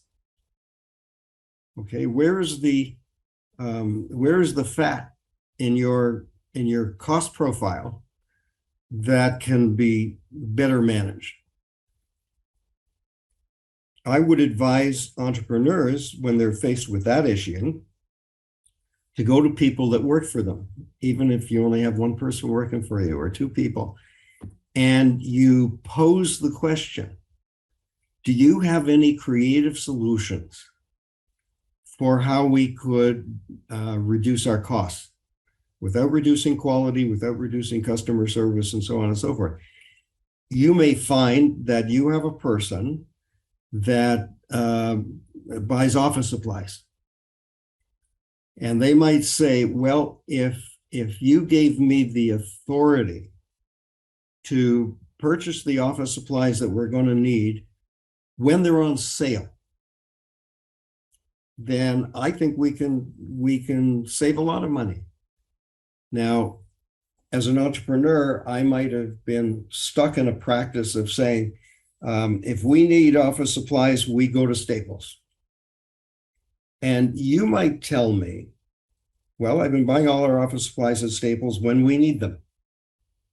But if I could change that practice and buy supplies ahead of time when they're on sale, Or if you gave me permission to price check everything on Amazon and decide where's either the best place to buy it or get Staples to price match, you could save costs. So what I'm pointing out to you, hopefully, is the significance of specialized knowledge within your organization. And that's really important. Okay. So here's 4 tips on improving your business with break-even analysis. When setting a price, understand the cost of running your business. Know where you stand at any time in relation to where you should be. And where you should be is according to your projections.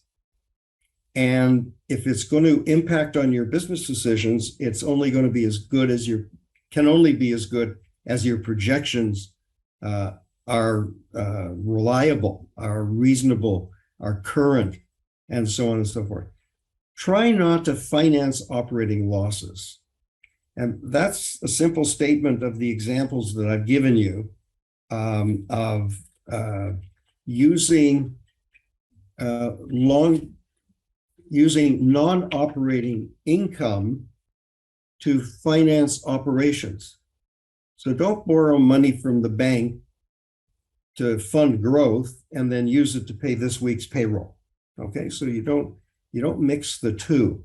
In a management course where we look at borrowed money, we see that you have, and you've probably studied this in finance, if you've taken finance, you need to match the nature of your borrowing, on demand, term loan, whatever, for its use.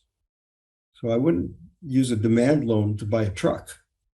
Okay, I might use a term loan to buy a truck and pay it back on a monthly basis. Okay.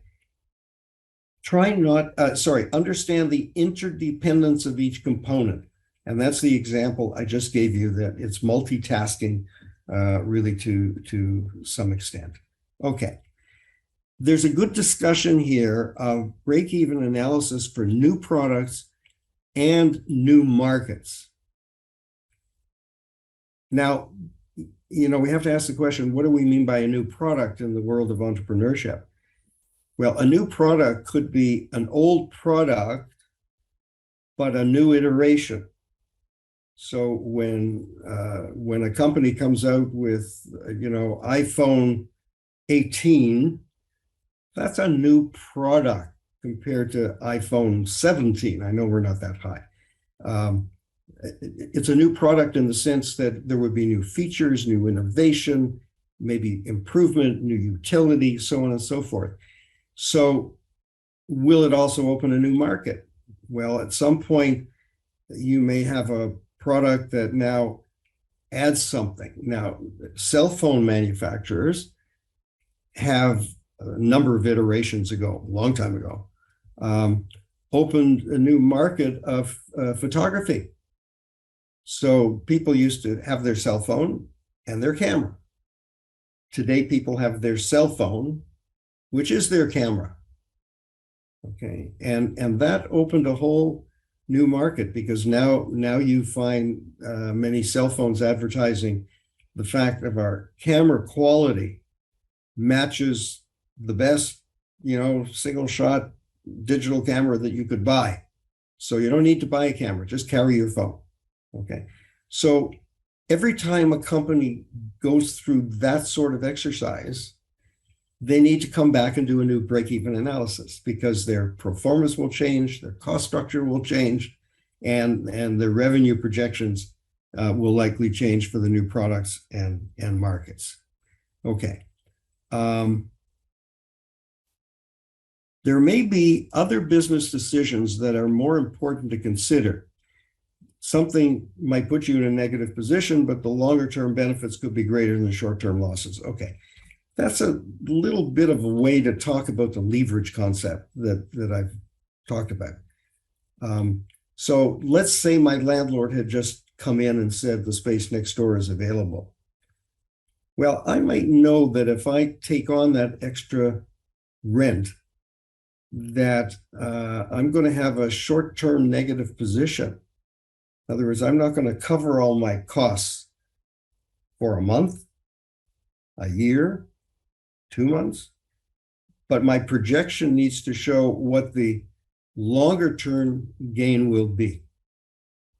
And then I need to ask related questions. This is the multitasking. I need to say, what will be the impact on my customer base? Will I grow my customer base? Will that represent additional sales? So I need to look at all of that, but it involves the break-even analysis in the decision process. Now, they have an interesting section here using break-even point as a backup plan. What he's talking about here is a break-even analysis is a type of backup plan for when things don't proceed as expected. Be proactive and do the analysis in advance. So if there are problems, you've done your homework, you can just pull out of that contingency plan. So your break-even point analysis helps you deal with a situation where you've just lost a major customer. And so you're at or above your break-even point, and you just got word that this customer went bankrupt, and you're going to drop back on that x-axis right away. You've got your analysis there to look at, and you can answer the question right away. What's the impact of this? And now I can revisit it and say, how can I control that? But I have a sense of how much I want to control, how much I need to control. So break-even point analysis is another form of backup for future scenario planning, really. Okay. I wanted to just touch on something that I'll come back to that I touched on briefly when I talked about life cycle of a business. It goes through that period of startup, and then it's still a startup after 5 years, according to the original data that we saw. Then it becomes a small and medium-sized enterprise, and then it becomes a mature firm. I want to talk about 3 kinds of life cycles that we have. So we have the life cycle of the business, which I've explained to you. The second life cycle that we have is the life cycle of a product. And the third life cycle that we have is the life cycle of a market. Okay? So if I develop a product, for example, that's an add-on for a car, let's say it's well, I have an example. Okay, so I bought a backup camera for an RV that fit into the existing red light as one of the brake lights that's up high up on by the roof of this RV, and it's a particular vehicle. It's a Chevrolet, whatever. And somebody manufactures a light that fits right into that light slot in that particular vehicle, not in any other vehicle, in that vehicle, and it draws from that power to activate a backup camera. Okay, neat. So you don't have any installation issues. Now that particular add-on, dedicated add-on, has a product life cycle. If, as and when that model of vehicle is no longer around enough to sell enough of these, in other words, the market is diminishing and newer models are coming with everything is coming with an integrated backup camera these days anyway. So there's a life cycle.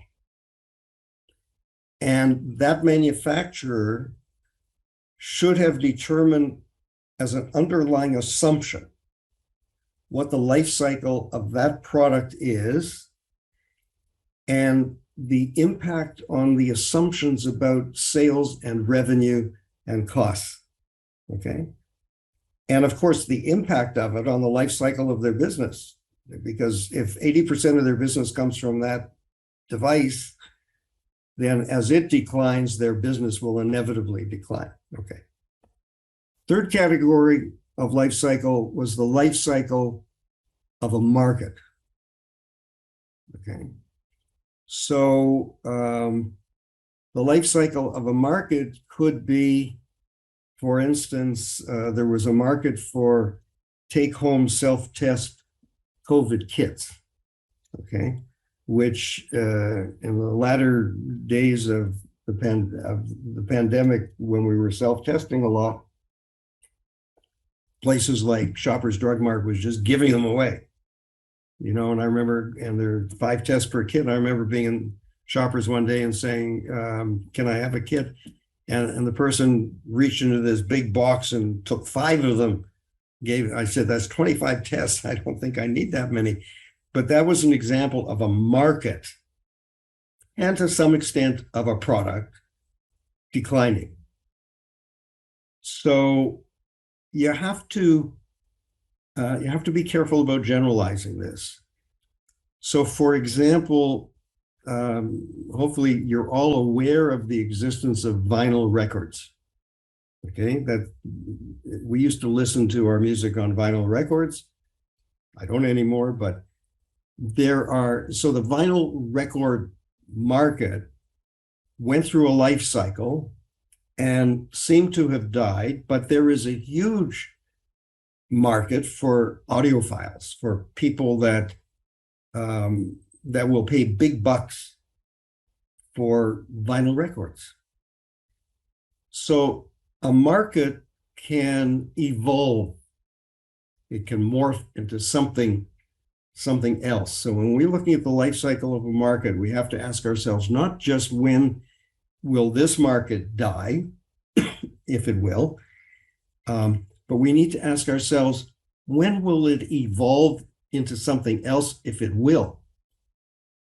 So I think I may have used the example in an earlier session about innovation and products, where before the car, there were buggy whip manufacturers. That market really went out of business when we got into a lot of automobiles. Excuse me. But there's a narrower market where I'm guessing that buggy whip manufacturers may still be around today, developing product for people that ride horses in shows or for dressage or whatever it happens to be. So we have to be sensitive to that. Okay. So, well, Farhan, you're making a comment. Vinyl's made a comeback because everyone started putting recent albums on vinyl, but there's a chicken and egg discussion. Why did they start doing that? So it's a question, but I'm just bringing to your attention that market still exists. So from an entrepreneurial perspective, you need to recognize that there are these 3 life cycle issues that you need to be aware of in terms of your business, your product, and your markets, because they will evolve, and each of them will have an impact on what we've been talking about today. Each of them will have an impact on your break-even point and on your pro forma statements and your cash flow, and so on and so forth. So it's really important.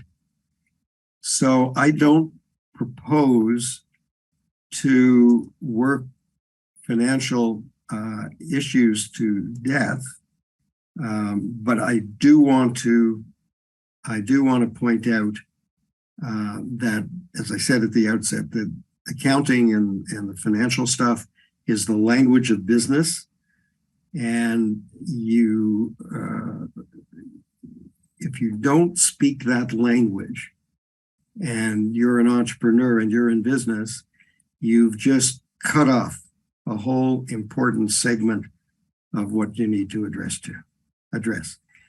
So we're going to finish a little bit early today. I need to prepare for a midterm, as some of you probably do, in my next class.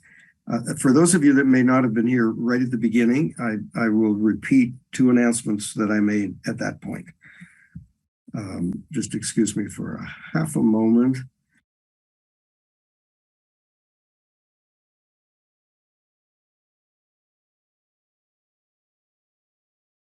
Okay, first announcement that I want to make is the midterm next week is in our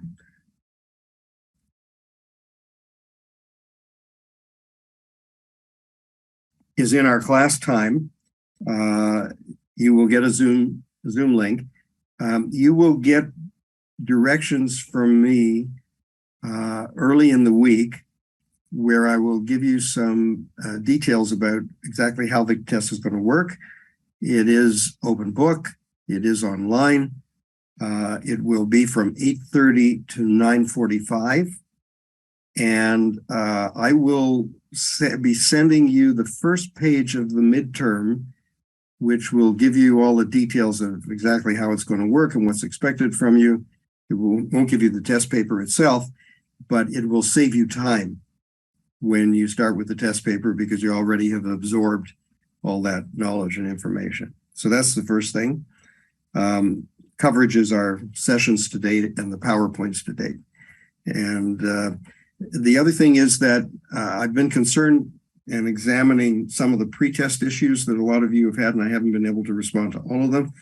And I've finally identified the issue was a McGraw-Hill programming issue, the way they set them up. That's now being corrected. And I've decided I'm going to reopen stages 1, 2, and 3 pretests with a new due date sometime next week, so that everybody will be able to go back. If you already did it and you had no problems, congratulations. You will not lose your grade, but you will have an opportunity to do it.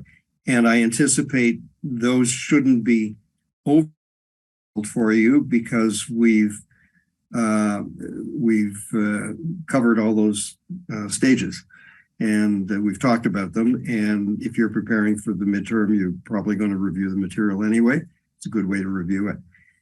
So that will be coming out. Unfortunately, it's Friday. I just discovered what it was yesterday.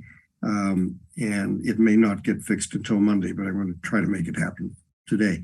I'll send out details about that. Okay. Yes, I'll be moving stages 1, stage 2, and stage 3.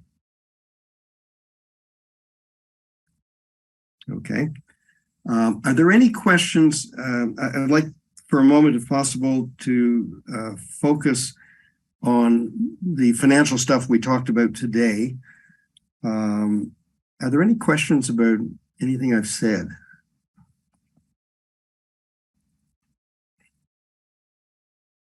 You put it in chat, or you can unmute yourself and ask a question.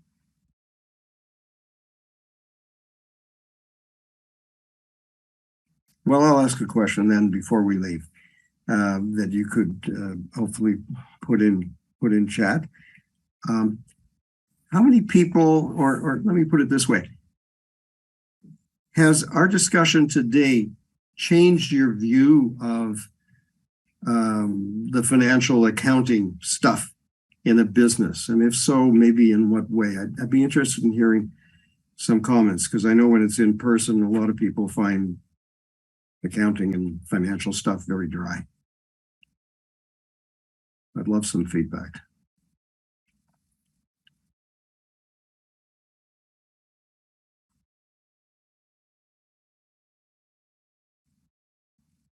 Yeah.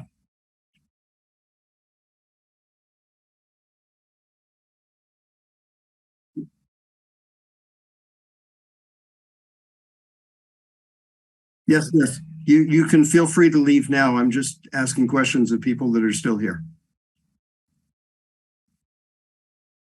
No, I'm finished. I've just asked for some feedback and then we're done.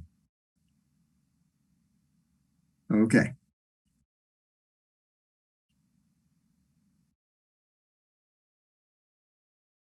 Yes, Ding. I understand. I've been working on the other problem. Okay, Hetty, you have a question?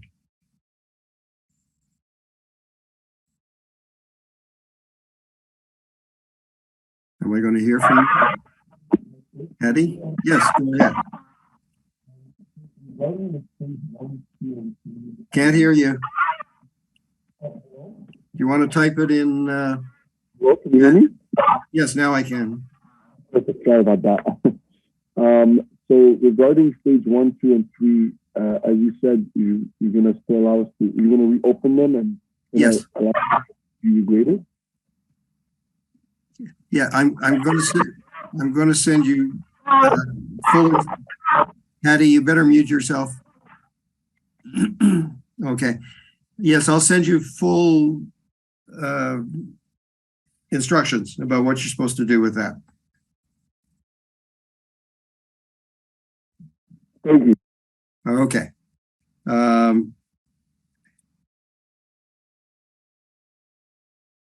Okay, more.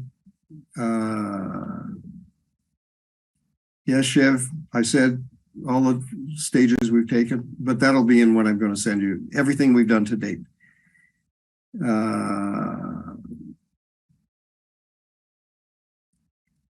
Min, you better send me an email about that. Sure, it's that S. It's interesting. Accounting is the lifeblood as well as the language of business.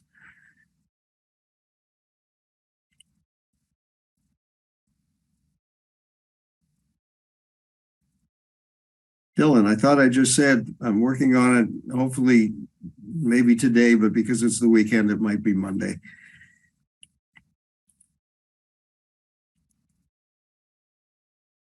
Okay, Simon, you have a question about the materials. Yes, I do. More about the midterm for next week. Are you able to hear me? Yeah, maybe you should wait until I issue the thing. Okay, will do. No problem. Okay, anything else? Okay, we're done for today. Thank you for coming, and I'll see you next week. But you will be hearing from me a couple of times